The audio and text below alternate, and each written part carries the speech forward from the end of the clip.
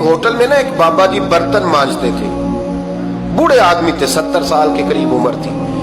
उनका एक बेटा था, एक बहू थी, एक पोता था, लेकिन वो बेचारे बेटा बीमार रहता था तो लिहाजा वो खुद मजदूरी करते।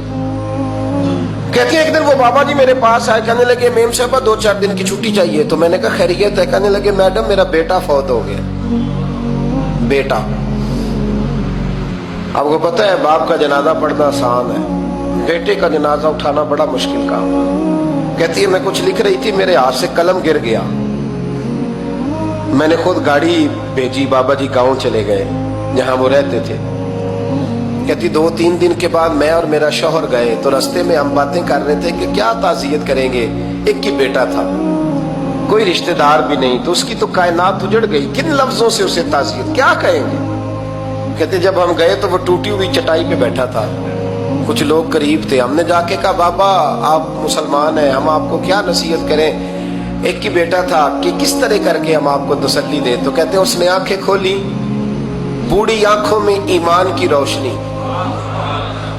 कहने लगा बीबी क्या ताज़ियत की बात करती हो, मैंने को पैसे जमा करा के बेटा लिया था, खुदा ने फजल से दिया था, अदल से ले गया है, मैं अपने रब के फैसले में बड़ा राजी हूं। अल्लाहु अकबर। वो खातून कहती है कि वो बाबा जी से मैंने कहा कि चलो आप 1 महीने की छुट्टी कर ले, तो कहने लगा नहीं मैडम मैं मुसलमान हूँ, मुफ्त की रोटी नहीं खाता, मजदूरी करके खाता हूँ, मैं इंशाल्लाह 2-3 दिन के बाद काम पे आ जाऊंगा। कहते हैं वो चंद दिनों के बाद आ गया, अल्लाह की कुदरत के अभी 2-3 माह गुजरे थे, फिर आया, मैडम छुट्टी चाहिए कुछ दिनों की। मैंने कहा खैरियत है? कहने लगे वो मेरी बहू भी हार्ट अटैक से फौत हो गई। कहते अब मैं भी तड़प गई और ईसाई हो कि मेरी आंखों में आंसू आ गए। मैंने कहा घर का दरवाजा बंद हो गया, अब ये बेचारा क्या करेगा। वो अपने शौहर के गम में हार्ट अटैक से फौत हो गई।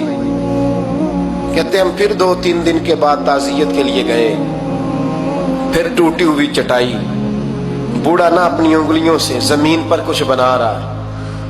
कहते करीब गई और मैंने जाके कहा बाबा अब तो तसल्ली आपने खुद ही करनी है, जो निजाम था वो तो हो गया। तो कहते हैं फिर उसने आंखें खोली, आसमान की तरफ देखा तो कहने लगा बेटी कोई परेशानी नहीं, मेरा बेटा बगैर शादी के भी तो फौत हो ही सकता था ना, बस मेरे मालिक ने जब चाहा जैसे चाह हुआ, मैं इंशाल्लाह 2-4 दिन के बाद काम पे आऊंगा। ये मेरा 3-4-5 साल का पोता है, अभी स्कूल दाखिल हुआ है, मैं साथ ले आऊंगा, वहां मेरे साथ ऊपर क्वार्टर में जहां मैं रहता हूं ये भी रहेगा। कभी कभी मैं देखती छत पे खड़े होके कि दादा घोड़ा बना हुआ है और पोता सवारी कर रहा है, वो सवेरे उठता उसको स्कूल छोड़ के आता, शाम को लेके आता, प्यार करता, मोहब्बत करता। 3री मंजिल पर हमने क्वार्टर दिया हुआ था, वहां दादा पोता रहते। अल्लाह तू बड़ा बेनियाज है।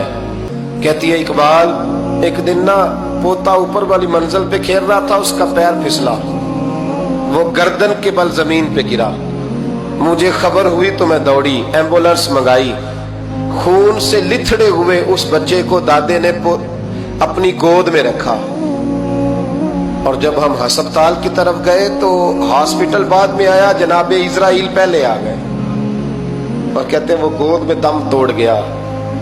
फिर दादे ने उसे अपने हाथों से गुसल दिया, फिर उसने अपने बूढ़े हाथों से कब्र खोदी और फिर मिट्टी डाल के कहने लगा इन्ना लिल्लाहि व इन्ना इलैहि राजिऊन, जे सोना ही मेरे दुख विच राजी, जे सोना ही मेरे दुख विच राजी। फिर सुख नु चुल्ले डावा। कहते वो मिट्टी डाली उसने और जब वो वापस पलटा तो मैं बाजू से थाम के होटल करीब लाई और मैंने उसके करीब कहा कि बाबा तू टूट गया है, तू बिखर गया है। तो कहते यूं उसने हाथ रखे और यूं आंसू छटक दिए। कहने लगा मैडम क्यों क्यों, मेरे अंदर कोई अकीदा नहीं, मैं कोई लवारस हूं, मेरा कोई रब नहीं, मैं क्यों परेशान रहूंगा, मैं तो पका हुआ फल हूं, थोड़े दिन गुजरेंगे कब्र में जाऊंगा और जब जन्नत में जाऊंगा तो अल्लाह मेरी बेटे से भी मुलाकात कराएगा, मेरे पोते से भी मुलाकात कराएगा, मेरा रब सारी मुलाकातें करा देगा, मैं अपने अल्लाह की रजा पे बड़ा राजी हूं। वो खातून कहती है मेरा और मेरे शौहर का कलेजा फटने लगा।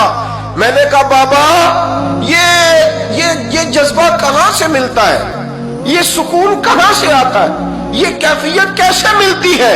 مجھے کہنے لگا تو نے لینی ہے؟ میں نے کہا تو کہنے لگا تو بھی گنبد خضرا والے نبی کا کلمہ پڑھ جا، اللہ تجھے سکون عطا کرے۔